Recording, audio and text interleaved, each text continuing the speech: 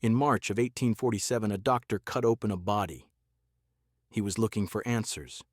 His hands were covered in something dark, something wet.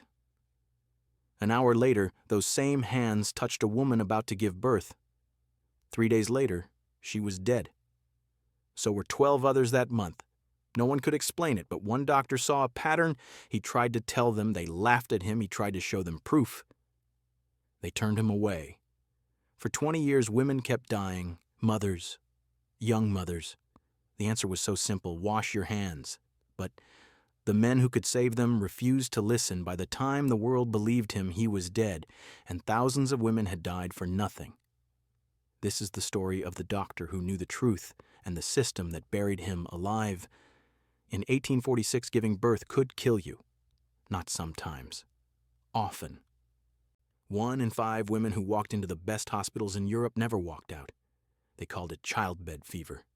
You delivered your baby. You felt fine. Then the fever came. Your body burned. Your skin turned gray.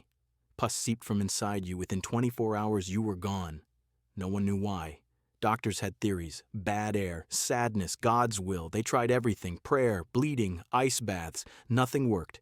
Women knew the truth before the doctors did. They begged not to go to the hospital. They begged to give birth at home, because at home, with a midwife, most mothers lived. But in the hospital, with a doctor, they died. In Vienna, Austria, stood one of the largest hospitals in the world. The Vienna General Hospital had 2 maternity wards. Both wards had beds, both had nurses, both had the same patients. But Ward 1 had doctors and medical students. Ward 2 had only midwives. Women in Ward 1 died at a rate nearly 5 times higher than women in Ward 2. Everyone knew it. The patients knew it. The staff knew it. Women assigned to Ward 1 begged to be discharged. Some gave birth in the street rather than enter that building. They believed the doctors were cursed, harbingers of death. They were right. In July of 1846, a young Hungarian doctor named Ignaz Semmelweis started work at Ward 1. He was 28 years old. He was smart. He was serious. He cared about finding the truth. He was also Hungarian in Austria, a foreigner in a country that did not trust foreigners. He was also Jewish. That mattered in Vienna in 1846. The best jobs went to Austrians. The best positions went to men of the right faith. Semmelweis was given the maternity ward, the one where women died. His colleagues did not take it seriously, but Semmelweis did. He saw the numbers: 13% of mothers dying in Ward 1, 2% dying in Ward 2. Something was different. Something was killing the mothers in Ward 1. And he was going to find out what. He started keeping records. Detailed records. How many women entered each ward? How many left alive? He looked at everything. The air, both wards had the same air. The food, the same food. Overcrowding? Ward 2 was just as crowded. He even noticed that women in Ward 1 gave birth on their backs, while women in Ward 2 gave birth on their sides. He made Ward 1 women give birth on their sides. No effect. Month after month, the women kept dying. Semmelweis felt the weight of each death. Young mothers, first-time mothers, mothers with children waiting at home. He had to find the answer. Then came March of 1847. Something happened that changed everything. A doctor named Jakob Kolechka was performing an autopsy on a woman who had died from childbed fever. During the examination, a student accidentally pricked Kolechka's finger with a scalpel. It was a small cut, barely anything. But within days, Kolechka became sick. Fever, chills, aching. Then he died. He died from the same symptoms as the women with childbed fever. Semmelweis read the autopsy report. The symptoms were identical, exactly the same. And in that moment, Semmelweis understood. The answer had been there all along. The medical students in Ward 1 did something the midwives in Ward 2 did not do. They performed autopsies. Bare-handed autopsies on women who had died the day before of childbed fever. Then they walked directly to Ward 1. And they examined women about to give birth. They washed their hands with soap and water, but the smell of death lingered on their skin. Semmelweis called it cadaveric particles, particles from dead bodies. We would call it bacteria, infection, germs, but in 1847 no one believed in germs. No one could see them, no one understood them. All Semmelweis knew was this: something invisible was moving from the dead to the living, and the doctors were carrying it. Why did Ward 2 have fewer deaths? Because midwives did not perform autopsies. They never touched dead bodies. The doctors were killing their own patients, and they had no idea. Semmelweis went to his superior with the discovery. He needed permission to test his theory. His chief professor, Johann Klein, was skeptical but gave him a chance. In May of 1847, Semmelweis created a new rule. Everyone entering Ward 1 had to wash their hands in a solution of chlorinated lime before touching any patient. The solution smelled strong, like bleach, but it worked. It removed the smell of death from the doctor's hands. That was the test. If the smell was gone, the invisible particles were gone. The results were immediate. In June, July, and August of 1847, maternal death rates dropped from nearly 8% to less than 2%. Women who would have died now lived. Mothers went home to their children. The numbers did not lie. Semmelweis was right. He thought his colleagues would celebrate. He thought they would see the proof and change their ways. He was wrong. In October, the death rate spiked again. 12 mothers died. Semmelweis investigated. He traced the source to one woman with an infected wound. Her infection had spread to others on the ward.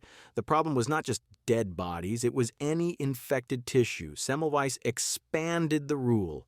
Wash after touching any patient with infection. Wash between every examination. By 1848, death rates in Ward 1 fell to just over 1%, lower than Ward 2. In March and August of 1848, not a single woman died in childbirth in Ward 1. 0 deaths. It was a miracle, a medical breakthrough, but not everyone was happy. Semmelweis' supervisor thought the hospital's new ventilation system deserved the credit. Other doctors found the hand-washing rule insulting. It meant they were dirty. It meant they had been causing the deaths. Senior staff did not accept his conclusions. They got offended. Semmelweis tried to explain. He showed them the numbers, the clear pattern. In his frustration, he began to attack his colleagues directly. He essentially laid the deaths at their feet. He was right, but he was not kind. And in Vienna in 1848, kindness to your superiors mattered more than truth. Semmelweis wrote to hospitals across Europe, inviting them to test his method. Some tried it, some saw the same results, but most rejected it without even testing. Why? Because doctors at the time believed there were up to 30 different causes of childbed fever. Semmelweis was saying there was only one cause: infection from outside the body. That went against everything they had been taught. Semmelweis also refused to publish his findings in detail until 1861. He wrote letters, he gave lectures, but he did not write a full scientific paper for 14 years. Why? He was described as arrogant and bitter, prone to publicly humiliate his opponents. He was angry. He had the proof. Why wouldn't they listen? But in science, how you say something matters as much as what you say. Semmelweis was not a good communicator, and his enemies used that against him. In 1848, revolution swept across Europe. Workers rose up. Governments fell. Semmelweis joined the protests in Vienna. He believed in freedom. He believed in change. When the revolution was crushed, his political activities became a problem. In 1849, he lost his position at the hospital. He applied for a teaching position at the university. He was turned down. He was shut out, pushed aside. The man who had saved hundreds of women could not get a job. His appointment as first assistant was not renewed. In October of 1850, Semmelweis left Vienna. He went back to Budapest, Hungary, to start over. In Budapest, Semmelweis took a non-paying position as head of obstetrics at St. Rochus Hospital. No salary, just a chance to prove himself again. He enforced the same rules: hand washing, chlorine solution, between every patient. From 1851 to 1857, the death rate at his hospital was less than 1%. Meanwhile, hospitals in Prague and Vienna still had death rates of 10 to 15%. His method worked. The proof kept growing. But the medical world kept ignoring him. In 1855, Semmelweis was appointed professor of midwifery at the University of Pest. Finally, recognition. Finally, respect. He taught his students about hand washing. He showed them the data. A new generation of doctors learned the truth. But outside Hungary, the old ideas still ruled. In Germany, France, England, and America, doctors kept delivering babies with unwashed hands, and mothers kept dying. In 1861, Semmelweis finally published his life's work, a book called The Etiology, Concept, and Prophylaxis of Childbed Fever. 400 pages, every detail, every number, every proof. He sent it to all the prominent obstetricians and medical societies. This was it, his chance to convince the world. The general reaction was negative. The most respected doctors in Europe rejected his book. Some said his data was wrong. Some said his theory was too simple. At a major conference in Germany, speaker after speaker stood up to reject his findings. Even the great pathologist Rudolf Virchow dismissed him. The weight of authority stood against him. Why? Because accepting Semmelweis meant admitting guilt. It meant admitting that doctors had been killing women for decades. It meant that thousands of deaths could have been prevented. That truth was too painful, too shameful. So they denied it. Semmelweis wrote open letters to professors across Europe. His tone grew angry, bitter, frustrated. He called them murderers. He said they had blood on their hands. He was right, but his words pushed people away. Semmelweis grew angrier and more isolated. He made powerful enemies.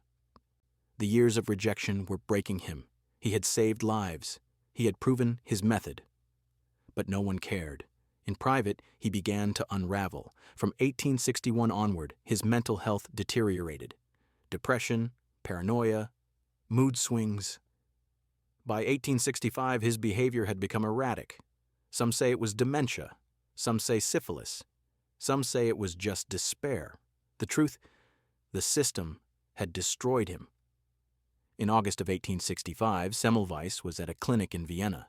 He was showing a colleague how to perform an examination. He sustained a hand injury while working with a cadaver, a small cut, just like the one that killed his friend Kolechka. 18 years before, the wound became infected. Within days, Semmelweis was confused, violent, uncontrollable. His family took him to an asylum. 2 weeks later, he was dead.